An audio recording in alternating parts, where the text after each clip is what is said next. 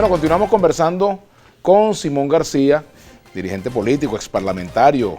Tú fuiste ministro durante el segundo gobierno de Rafael Caldera también. Y bueno, has mantenido tu independencia. Hoy en día eres independiente después de largos años de militancia en el MAS. 20 años. De 20 años. Tengo 20 años de independencia. De independencia. Y en el MAS duraste, imagínate. Desde su fundación, hasta el año que 2000. Decidió el apoyo a Chávez. apoyar a Casi, Chávez. Estamos hablando 40 años casi, ¿no? Bueno, ya se me olvidó. De unos cuantos años. Pero bastante. Sin embargo, te mantienes como independiente. Y has estado también impulsando una iniciativa que promovió, por cierto, nuestro común amigo Kiko Bautista, llamado Tú, que se llama, esa iniciativa se llama Estamos Unidos, ¿no? O Todos Unidos, Estamos Unidos, Todos Unidos. Sí, es cierto. Esta iniciativa comenzó con una reflexión sobre cuál es el lugar de los que no tenemos lugar en los partidos, de los que no estamos en los partidos ni estamos en el gobierno, en una situación donde el país está cruzada por un clima de beligerancia y de confrontación y polarización muy fuerte. Y pensamos que crear un primer escenario que nos permitiera debatir, intercambiar opiniones con sentido de tolerancia y con la primera virtud de los sistemas de pensamiento, que es la búsqueda de la verdad. Entonces, de ahí nacieron unos chats, del cual tú formas parte, y muchos independientes, profesionales, comunicadores sociales, dirigentes sociales, de organizaciones sociales y de instituciones, forman parte de este debate, porque no tienen dónde hacerlo.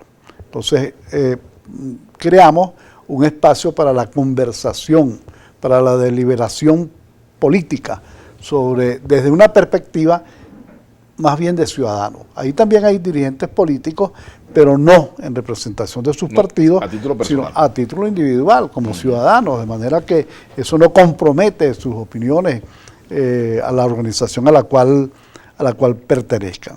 Y luego, como esto era un espacio digital, se nos ocurrió la idea de combinar la existencia virtual con una cierta salida hacia la realidad real, no quedarnos confinados en los medios digitales, y crear un movimiento que invitara a la unidad de todos los venezolanos, a la unidad entre los dos polos que están rivalizando y a la unidad en el seno de la oposición, que tenemos también una sumamente heterogénea, que va desde Juan Barreto hasta María Corina. Entonces, todos estos procesos necesitan integración, necesitan prestarle más atención a las coincidencias que a las diferencias y construir una zona donde todos estén unidos.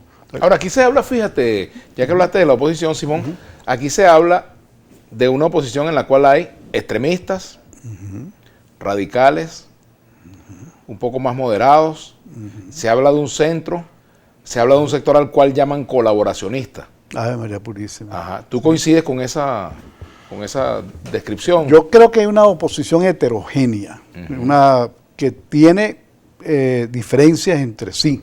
Y de hecho, hay una oposición, por ejemplo, que considera que la prioridad para resolver el conflicto político es la elección presidencial, y hay una que considera que una elección de Asamblea Nacional, que es la que corresponde legalmente el próximo año, podría significar la oportunidad para una derrota aplastante, si es cierto que se persuade a votar al 93% de los venezolanos que consideran que este gobierno y sus políticas no sirven para nada y que hay que salir de él.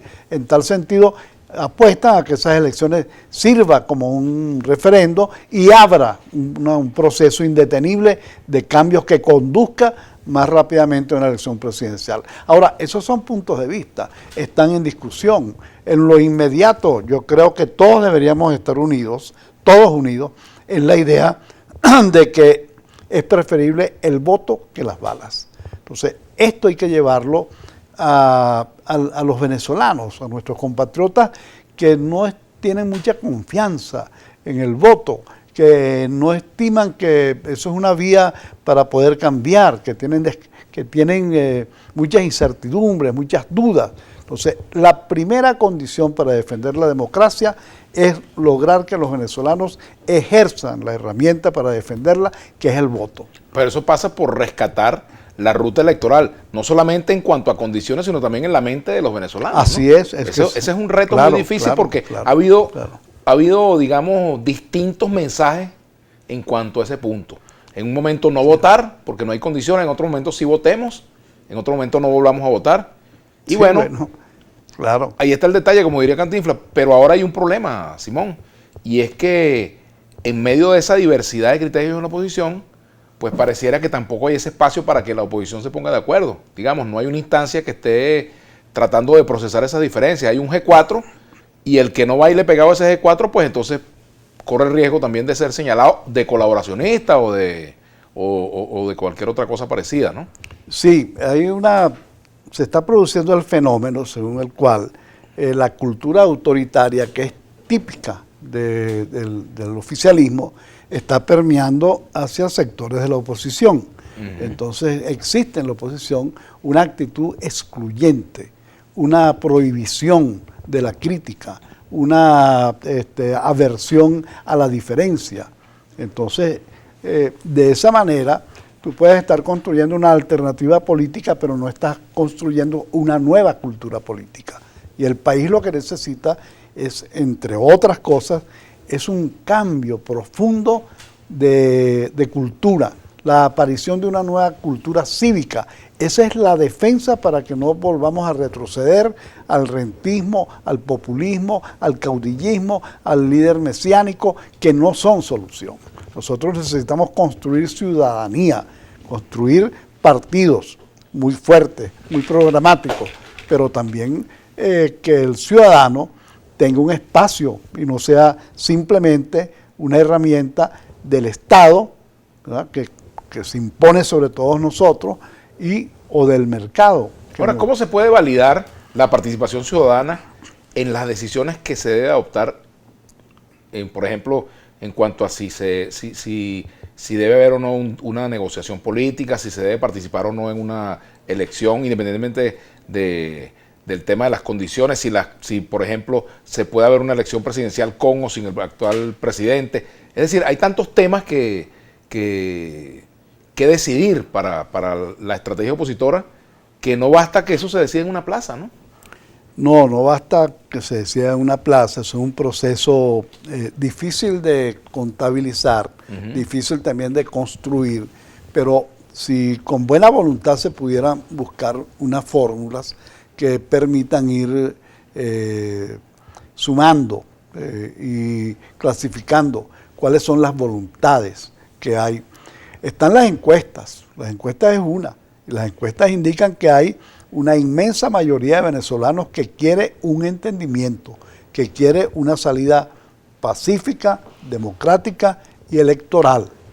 Está también el hecho de que, a pesar de que los líderes de la oposición están bien colocados, y todos ellos, desde Henry Falcón hasta Juan Guaidó, están mucho mejor colocados o mejor colocados que los representantes del gobierno, todavía se ve que los partidos son muy débiles. No hay una identificación de los venezolanos con los partidos. Este vínculo se perdió. La política por eso ha dejado de ser social y se ha convertido más en una lucha por el poder, sin una justificación social y sin una justificación humana. Entonces, esto hay que rescatarlo progresivamente, y hay que rescatarlo empoderando a los ciudadanos, creando una nueva conciencia cívica y practicando efectivamente una democracia, a lo cual es hostil no solamente las fuerzas autocráticas, autoritarias o con visos de totalitarismo que están en el gobierno, sino también fuerzas de oposición. Tenemos que hacer una pausa, Simón, pero antes de irnos a la pausa, leer algunos comentarios de la audiencia. ¿Qué pasó con el sueldo mínimo anclado al petro? Ya el petro pasó los 800,000. Bolívar Divisa pregunta que, señor García, ¿qué sabe usted de una supuesta negociación que actualmente ha tenido Diosdado Cabello con Estados Unidos? De acuerdo a versiones que circularon por parte de la agencia AP, cosa que a nosotros no nos consta. Ellos tendrán que presentar, digamos, elementos para verificar esa información, y Cabello dirá si es o no. De eso vamos a hablar al regreso, pero en todo caso, también el tema económico está muy presente en los comentarios de la audiencia. Juan de Dios Osorio García: en San Cristóbal, tierra invisible para el resto del país, un cartón de huevos cuesta más del salario y o pensión mínimo. Simón García: ¿usted aprobaría, si se reanuda el diálogo, que se discuta una dolarización de derechos después de una salida electoral? Vamos a la pausa y ya regresamos. Sí.